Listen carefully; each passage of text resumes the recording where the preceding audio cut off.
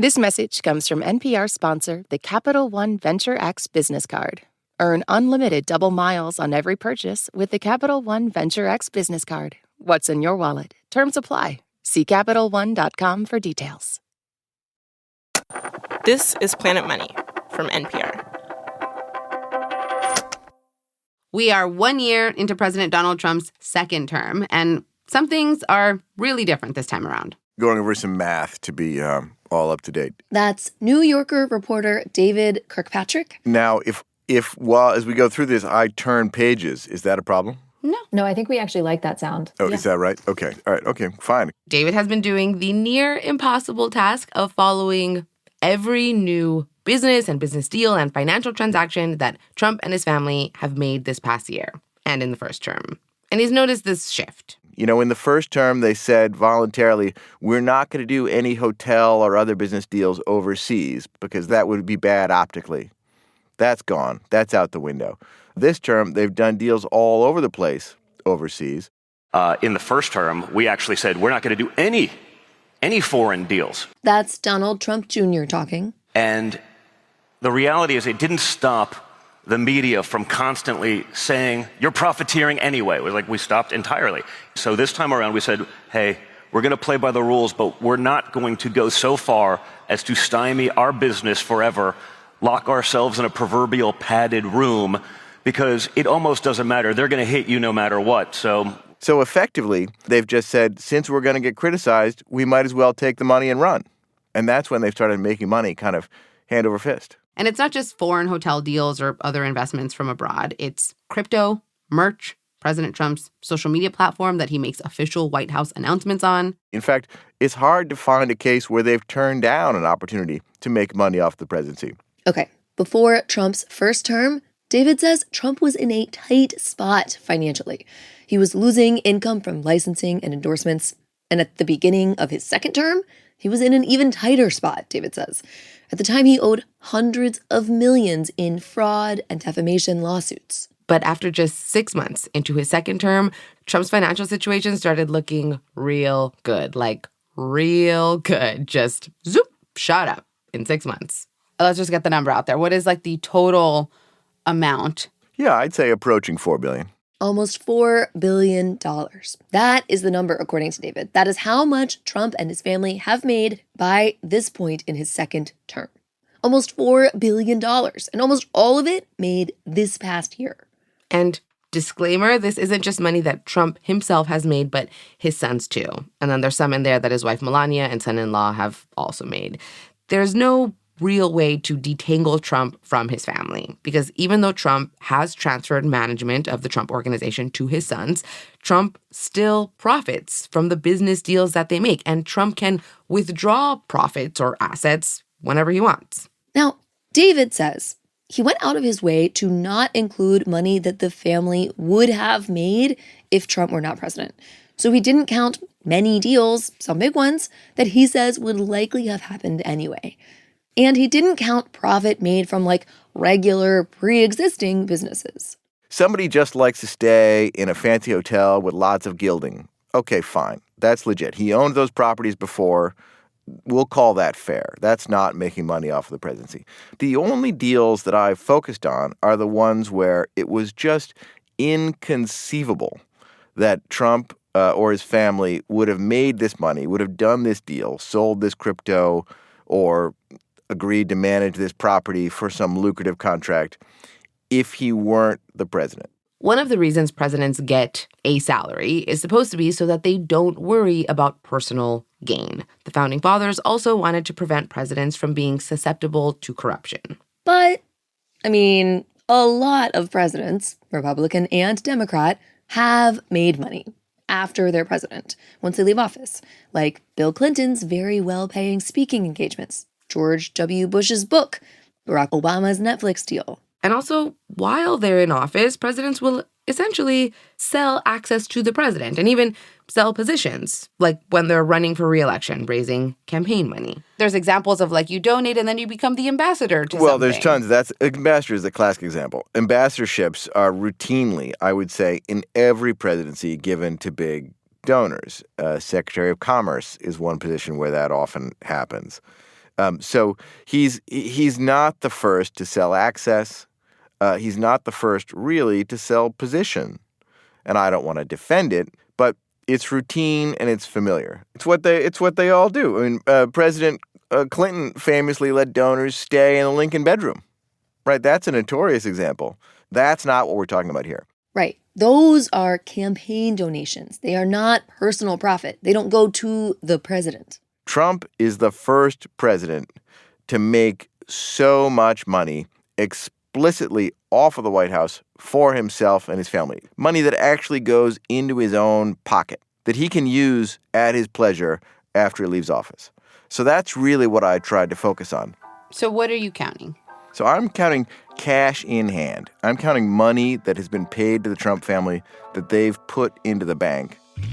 Hello and welcome to Planet Money. I'm Sierra Gonzalez. And I'm Mary Childs. Today on the show, we get out the counting machine and tally up the minimum amount of money Trump and his family have made or profited, as David puts it, off of the presidency. That almost $4 billion.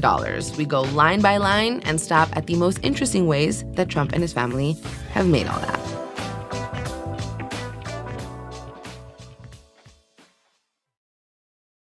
David Kirkpatrick set out to not just come up with the number, the how much money Trump and his family have made number, that approaching $4 billion number. He wanted to also show why some of their new deals probably would not have happened if Trump wasn't the president of the United States. And this was not an easy undertaking. You know, the Trump family has left a variety of clues to their finances, but none of them are totally transparent.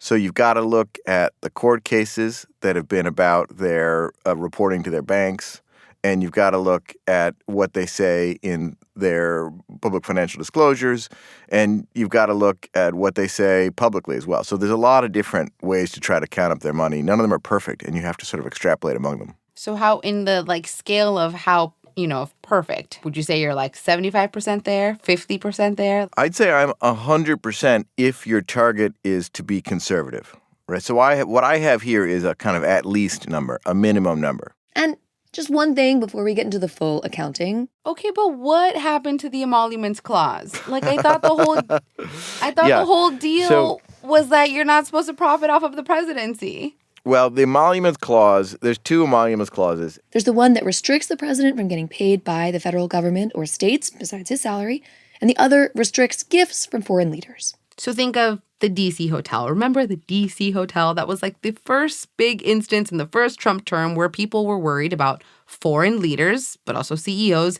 booking rooms there to try to curry favor with the president as an impermissible emolument. There were lawsuits, but they were never fully litigated before he left office. It feels so quaint now. It feels so quaint. I know. People were so strung out about those overpriced martinis, and really that's nothing. David says Trump didn't make money off the D.C. hotel. It apparently repelled as many potential customers as it attracted. Some foreign leaders and lobbyists didn't want to be caught up in some emoluments scandal. In the end, the D.C. hotel, estimated gain, 0. That was from the first term. In general, from Trump's first term, he and his family did not profit all that much, a couple $100 million. But the second term is a different story. It's really the basis of David's hefty magazine article. If we were going to whittle down your list to the top 3 most fun or creative or unusual ways that Trump and the Trump family have gotten richer or profited off of the presidency, what are your highlights? The most lucrative ways and the most creative ways are different. I have to say, the one that surprised me the most is the merch. Me too. I love the merch one. So merch is the most surprising to me. Crypto is the biggest in its many forms. And then I would say the Gulf real estate is the other one that's the most striking. Those are the 3 we're going to pause and go into detail on. But we're going to tally up what the Trump family has made across a few different categories, like hospitality deals, finance, the full list. First up, the funnest category, merch. Everybody, every politician, every campaign sells merch. They all sell it for the campaign, right? But it's campaign money. You can't use it personally. The Trumps were very innovative. They actually sell a line of Trump branded merchandise that looks very much like you're supporting the Trump campaign or the MAGA movement. But in fact, that money goes into their own pockets. The Trump sneakers, Trump Bibles, Trump guitars, Trump gets some of those profits. And technically, he is diverting money that would have gone to his own campaign when he does this. Yeah, it's like a designer knocking himself off. That's basically what's going on here. From all the merch, Trump has made about $27.7 million.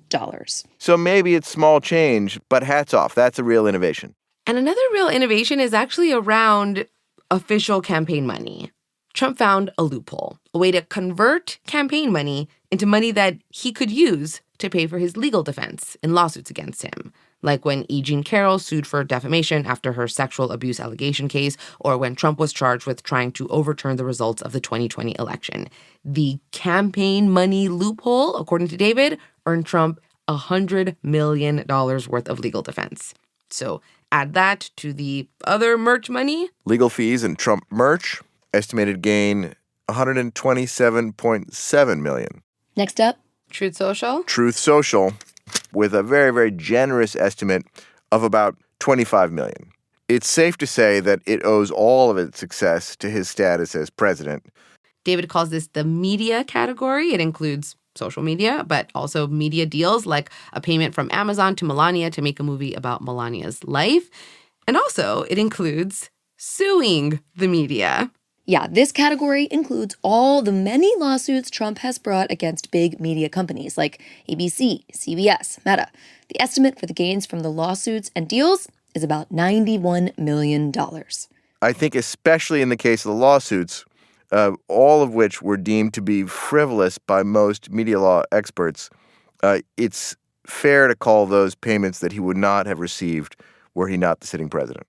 So, lawsuits plus the Truth Social gain, $116 million and counting. Next up, the private jet, the Qatari Royal Jet. The Qatari government technically gifted this jet to the U.S. government, but it's later supposed to go to the Trump Presidential Library. And David says that there is a way for presidents to benefit from their presidential libraries, so that's why he counted it. The Qatari Royal Jet, I give that a value of about $150 million. It's a used jet, after all. Now we are going to get into bigger categories, like a category that David calls hospitality. These are hotel and real estate deals and earnings both abroad and in the U.S. We will start domestically with Mar-a-Lago. All right, Mar-a-Lago, estimated gain, $125 million. Obviously, this was a club that Trump owned before he ever became president, and David says he really went out of his way on this one to calculate only how much extra in profits Trump's presidencies have brought him. So, for example, after the 2016 election, Trump started hiking up the initiation fee for Mar-a-Lago members. It used to be about $100,000.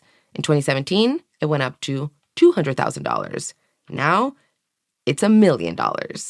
Okay, hotel deals abroad. There's a Trump hotel in Vietnam. The Trump Hotel Hanoi. In Vietnam, some documents have emerged to show that the Vietnamese government is providing favorable expedited treatment to a truly vast hotel, golf, and condominium project under the Trump name because Trump is the president. That estimated gain comes to about $40 million. And there, I think I'm being quite conservative. And listen, Trump makes hotel deals, right? This is what he was doing way before he was ever president. And there's an argument that the Trump organization should be allowed to still make these kinds of hotel and golf course deals. And this is why David is not counting every deal, right? He is only counting, he says, deals that seem special, striking, deals or terms that he says are unlikely to have happened if Trump wasn't the president or incoming president, like these other deals in the Middle East, for example, specifically in the Persian Gulf. The Trumps had not done much business in the Persian Gulf. Suddenly, as he's on his way to being the Republican nominee and on his way back into the White House, they get a string of enormous deals with the same Saudi company across Oman, Saudi Arabia, the United Arab Emirates, and Qatar. Would those deals have happened if he weren't the president? No. Of course they wouldn't have. Why? Of course they wouldn't. Why? If you're going to open a big resort in the Persian Gulf, and you could go to the Four Seasons, you could go to Marriott, you could go to the Ritz, You go to a lot of these giant companies that can lower costs because of their size. Why would you go to the Trump Organization, which has so little track record in the Gulf? The Trump Organization is a very small management firm. Usually, if you're going to hire somebody to run your hotel and license a name for your hotel, if it's Marriott or one of the behemoths, they'll hold out for a 30-year contract. But if it's, David Kirkpatrick Hotel Management, you're lucky if you can get a 10-year contract. But reportedly, according to the New York Times, the deal he got in Oman for a giant hotel, condo, golf course operation there was a 30-year deal. So that's another clue that this is an extraordinary kind of a thing. Those are not the kinds of deals that the Trump Organization has gotten it ever. Certainly not abroad. In these Persian Gulf hotel deals, I come up with an estimated gain of $105.8 million. So David finds between the Persian Gulf hotels, Vietnam, and Mar-a-Lago, the Trump family has made about $271 million. Next category, finance deals. All right. So Jared Kushner. Trump's son-in-law, Jared Kushner, after he was senior advisor to President Donald Trump in Trump's first term, he gets into private equity after basically being a real estate guy all his life. He opens a private equity firm. But he reaches out to the Saudi Arabia, the rulers of Saudi Arabia, who he'd been very good to in office, and he asked them for a $2 billion investment. Now, I was able to obtain years ago the minutes of the meeting of their advisory board evaluating that investment, and it was unanimously negative. Everybody said this guy has no experience in private equity. We have no reason to believe that he is going to be successful. No U.S. investors have gone in, and he's asking us to be the first with $2 billion. We shouldn't do this. The government of Saudi Arabia did it anyway. Now, would they have done that if his father was not the former and possible future president? No, I think we can say they wouldn't have. Jared's cut of that investment, $320 million. And if you think that Jared Kushner's gain here shouldn't count towards the whole family gain, David says, fine, subtract it. He made this list as a sort of choose-your-own-adventure. The same goes for this other finance deal that Don Jr. got as partner of an investment fund. 1789 Capital. David says here also, it is unlikely Don Jr. would have gotten this job based just on his work experience, had his dad not been president. Estimated gain, $19.6 million. All right, we're just going to do a little running total check here from the finance deals, the hotel deals, the lawsuits, all the way down to the merch deals. We are at about $1 billion in gains for Trump and his family. But there's one final category with a bunch of things in it. So now we're getting to the big stuff. Like now we get into much bigger profits here, right? We're on our way to bigger stuff. So crypto. Now the crypto category has to be broken down into a variety of smaller categories.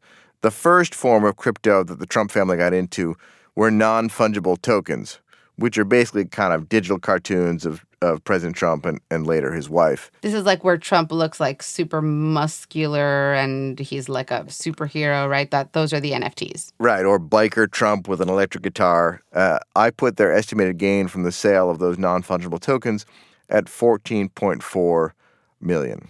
Then we get to what I call token investments. Token investments are another crypto category. The Trump family profited from the sale of digital tokens from a crypto company called World Liberty Financial, with an estimated gain of $974.5 million.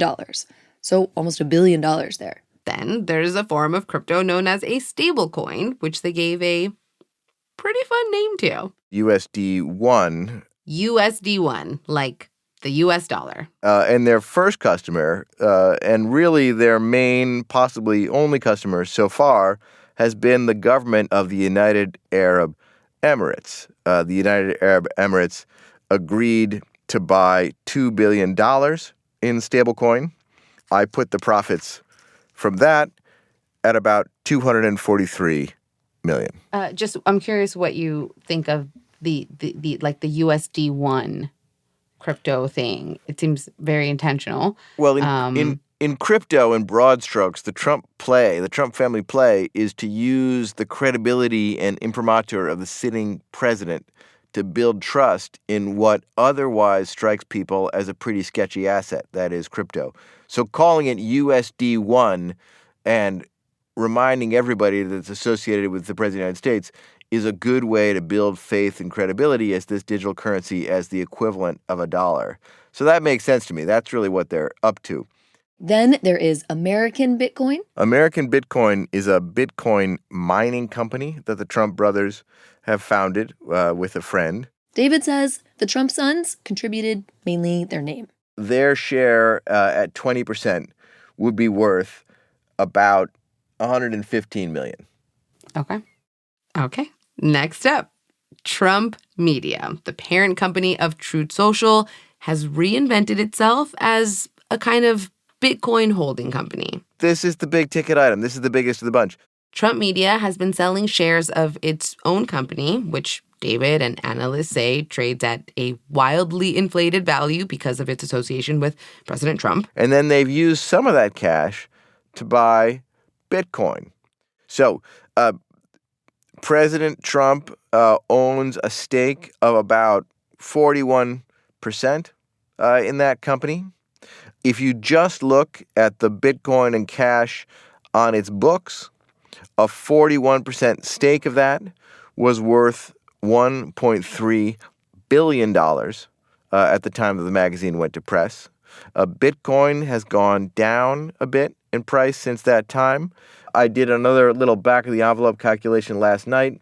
That number would come out to $1.08 billion if I did the math now.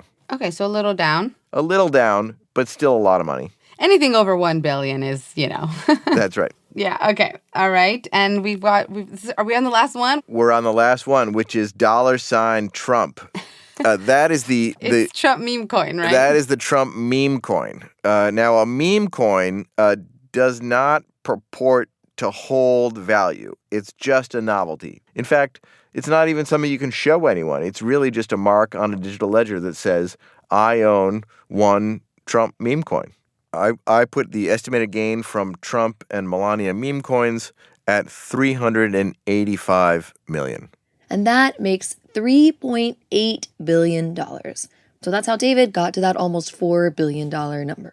We did reach out to the White House. Press Secretary Caroline Leavitt has said many times that President Donald Trump does not profit off of the presidency and that actually Trump has sacrificed money that he could have made had he just been working on his businesses.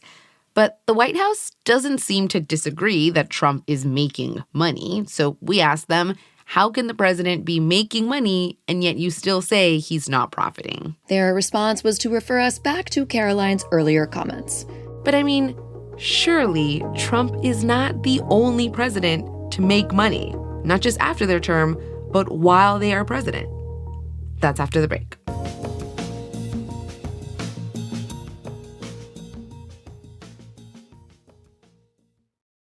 This message comes from Insperity. Excellence takes drive, work, perseverance. Tiger Woods brings it to the course. Insperity brings it to your business. Want to be the best? Work with the best. Insperity. How you HR matters. Learn more at insperity.com/tiger.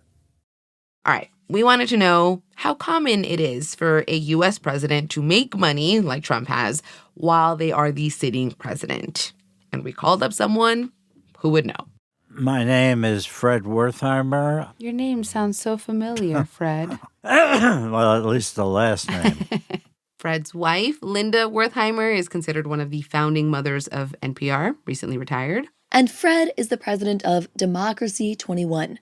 It's a nonprofit that works to reduce the influence of big money in politics, nonpartisan. I've worked with Republicans and Democrats for decades. Fred is a big government ethics and campaign finance reform guy, and he says the U.S. has never seen a president make so much money. It doesn't exist at the level of which President Trump is making money. I mean, okay, like this in terms of scale, but like famously, infamously, Hunter Biden made money. Hunter Biden was not a president. You asked me about president. No, yes, Hunter yes. Biden is an example of a close relative of a president using the president's name to make money. Yeah, when you look at the relatives of presidents profiting or even benefiting, yeah, there are plenty examples of that in our history, Fred says. But still, all those examples, very different in terms of the amount of money, even Hunter Biden. He did not make anywhere near the amount of money that President Trump's sons are making. Fred says there are examples of presidents having conflicts of interest, though, and profiting, some from the presidency. There are a couple. There aren't a lot. There is President Lyndon Johnson. Okay, we're going a little back. His wife owned a small radio station and then bought a television station in Austin, Texas. And reportedly, he got favorable rulings from the FCC. So he had a conflict of interest. And I don't know how much you could quantify the value he got from that. But I can tell you... So conflict of interest, but also profit, right? But it... Couldn't have been that much. It was nothing. And we can go back farther to the 1920s with President Warren G. Harding.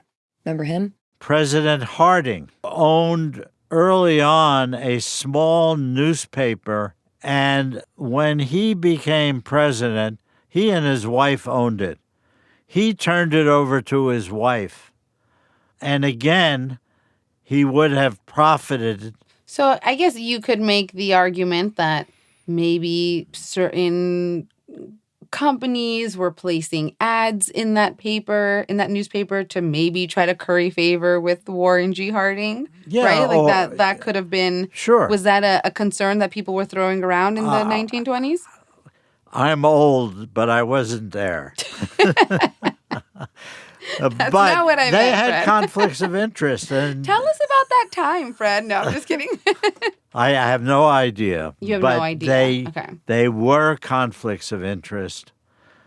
Certainly, when Johnson became vice president, it was reported that his aides urged him to sell the TV station, but the family did not. So I guess you could make the argument that, well, this is a guy who owned a TV station and radio station, or with Harding, this is a guy who owned a newspaper, and then they became president, and it's not their fault that they used to own a business. They didn't sell the business during the presidency. That's kind of like what's happening with Trump, except, right? Yeah, Trump no, owned it's a business. not like what's happening in Trump. Well, it's not like what's happening with Trump. Let me give you an example. There's more Trump money on the line. Has made billions, he and his family, in cryptocurrency. At the same time, he is controlling the policy of the United States on cryptocurrency. Yeah. And his policies are totally favorable to cryptocurrency. Yeah, you could kind of make this argument for Trump's first presidency. Like, he was a businessman before. What is he supposed to do? Sell all of his businesses? He'd probably get criticism for that, too. Like, maybe somebody pays generously to buy a Trump business to get in good with the incoming president. But for the second term, Fred says Trump is currently setting policies that benefit his and his family's businesses and grow their profits. And that is different. Fred says it is not something that a U.S. president has done before. What about other countries? What other president is he like in another country? Well, the leading example of this is Mr. Putin. Oh. I think that might strike people a certain way. No. You asked me about foreign countries. And Putin is probably the leading head official of a country. In terms of wealth?